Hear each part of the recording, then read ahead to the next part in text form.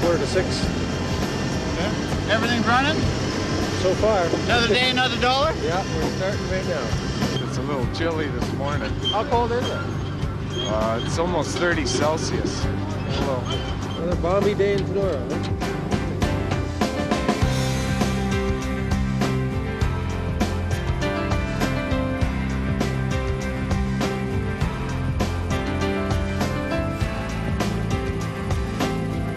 This here is a medium-sized job. We're doing 80 kilometers here, but we have to have a short time period to get it done in because of the cold weather. We have to get in on the swamps, get them done before the weather thaws. That's the reason everything here has to go at a good, rapid pace, because if we miss a beat, it warms up, the swamps thaw out, and then we're in a bind. For the welding end of it, this is where we start at. We start with the end preparation here. They usually stay about 150 to 200 joints ahead of the actual welding operation, so if there's any breakdowns, we can take care of it. The end facing is a critical element to the operations here, because if we get something that's out of spec on our end prep, if we're too wide, we got too much of a land, we could overfill the joints, we could run into a problem with lack of cross penetration, and in that point, then our repairs go up, and when our repairs go up, the owning companies, they're not real proud of that. We try to keep that where it's supposed to be at. To provide a good bevel on this job, we've supplied them with facer machines that are preset to cut the bevel on the end of the pipe exactly the way we want it, with the right angles on the bevel, the right landing edge on the bevel. It's a critical point.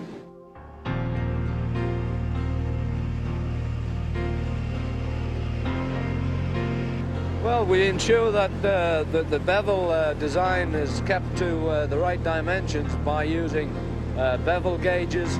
We can check the bevel as we're going through the pipe. The facer machine operator checks the bevel every now and again to make sure he's putting the right angles on there. And if he finds that it's moving off target a little bit, he just makes a slight alteration on the machine. He can do it in next to no time.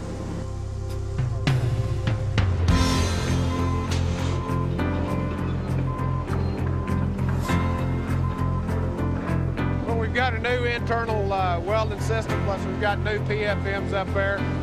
It's just been designed by Northeast and PSI, a joint venture between them. We're using some new weld monitors on the back to monitor our welding parameters and our quality on the back end.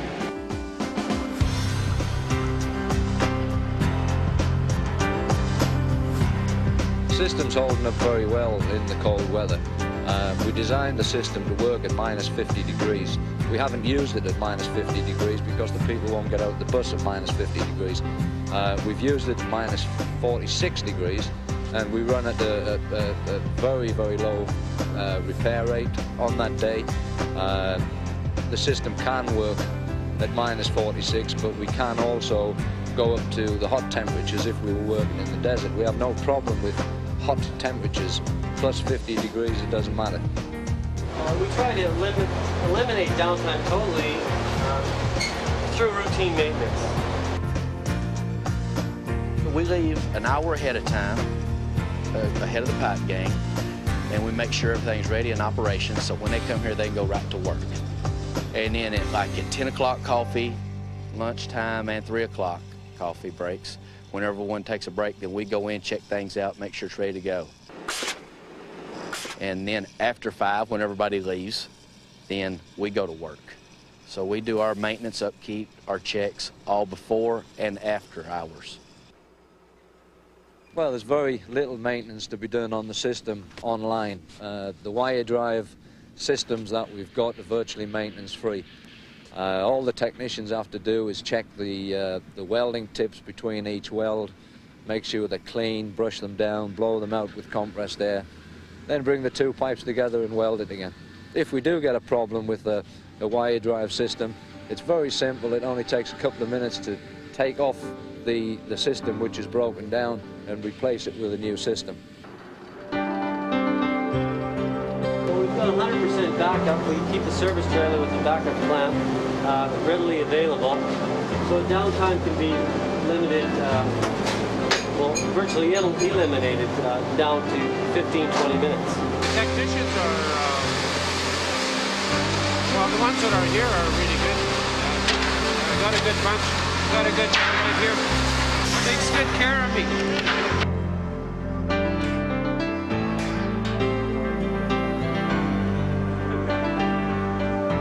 I'm too busy eating here, and I haven't got time for an interview.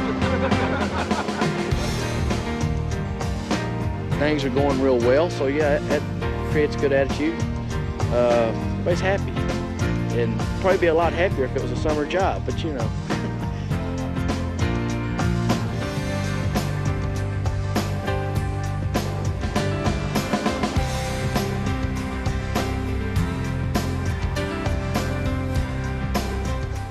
We're looking at probably 3,500 welds here on this project, and I think we're into about the 16 repair rate, 16 joints, which is less than 1%. Well, they're fixing to line the pipe up. They're bringing the pipe on down into position for welding it. When they butt that up together, the spacers down at the weld down there, they'll line it up, down, sideways, whichever way they need to go. They'll tell the tractor operators and the stabbers down on this end. And then once they get it, then they'll bang on the pipe once, and then what the operator, the welder at this end will do is he'll raise the front shoes, which will lock the two pieces of pipe together. Now they're ready for the welding sequence. Once they rattle the pipe, then what he does, he's got an arc test button. He pushes the arc test, that'll bring the welding voltage up. Then he's got a cycle start, he'll hit the cycle start, which will initiate the welding process. What it is, there's 3 welding heads on each side. 3 heads will weld 60 degrees, makes 180 degrees of the weld. When those 3 finish, there's 3 more heads that are in place now to weld the opposite side. Those 3 heads will weld 60 degrees the opposite way, making 180 degrees, which completes the 360 of the weld in there. They get finished with that, the welding process is finished. He's got a switch there, he clicks it in the front shoe, or drops the front shoes down, and then it's ready for the auto travel, which when they're ready to bring it out of the pipe, all he has to do is push a button. It'll automatically start the travel, come out of the end of the pipe, and it's got a switch that'll shut the travel and apply the brakes all at the same time.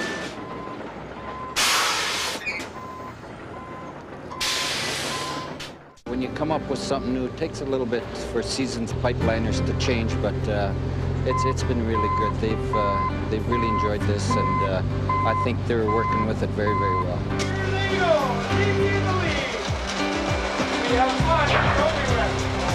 Welding on this project is going actually very well, better than probably we'd hoped. We have an excellent group of people.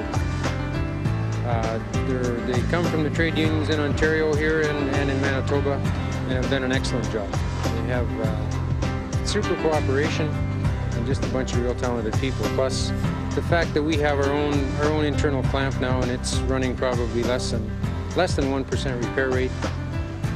Our repair rate comes out at total just over 2%. With those new boxes monitoring on the back, it's easy for us to just walk by and you can check the parameters without bringing out the gauges and all that stuff. OJ has produced a system, gives a digital readout as the weld is being produced, and you can monitor the travel, the voltage, and the amperage just by pushing certain buttons. We can get an actual output through their computer system.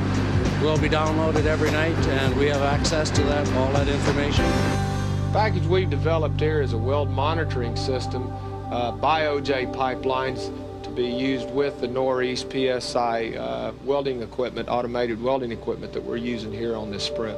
We have available on this here the unit number, which coincides with which pass is made. We have availability, which we're still using, where the welder number is also programmed into it, where the welder that's making the weld will be into it. We've got the date that the weld was actually made.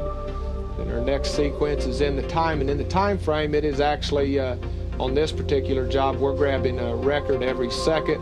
We can set that to where we can take a record however often the owner company would like to do that. And then we start into the information that we really use here, which is current 1, which is our bug number 1, which is the welding amperage. The next step is our welding voltage for bug number 1. Then we have our next step, which is speed, which is our travel speed for bug number 1. And then we have the same setup, all for bug number 2. And then last we have the weld number, which is assigned in which sequence they've made their welds during the day.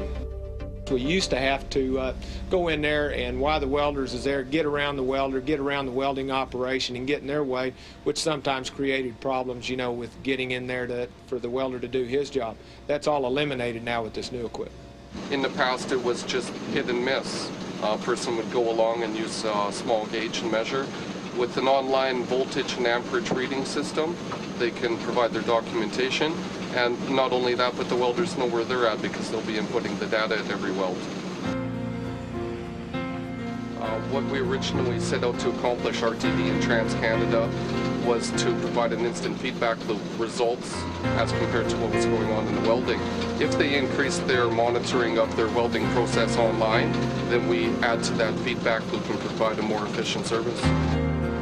Ultrasound was chosen approximately 5 years ago by the owner companies to be a replacement for the existing X-ray. The reason it was chosen was because the increased speed. The weld scan takes 90 seconds, and in that 90 seconds the evaluation is already performed. Within 5 minutes they have the information that they need if there's any type of ongoing defect. On this project we exceeded -45 for over 3 days and peaked at -52 one day. This caused the welding to come to a slower operation, approximately half speed, but what impressed me was they maintained their welding quality to near perfect standards, which hadn't been done in the past to my knowledge. On this project, the welding's been the finest I've ever seen, and I don't believe that anyone has seen any finer anywhere else. So I believe this project sets a standard for welding in the world presently. Yeah, RTD says we're doing incredibly well, and it's a pat on the back to everybody. And it's certainly, like I say, a credit to the people, because without the people, we couldn't get it done the way it is being done. They have heart, and they're classy guys, and they want to see it work too. Like it's their livelihood, so let's make it work. They want to come back, they want to work with us again, and certainly everybody's trying hard. The next job, hopefully, OJ will get, and we'll have this system working with us, and next time maybe there won't be any repairs, and that's what we're shooting for.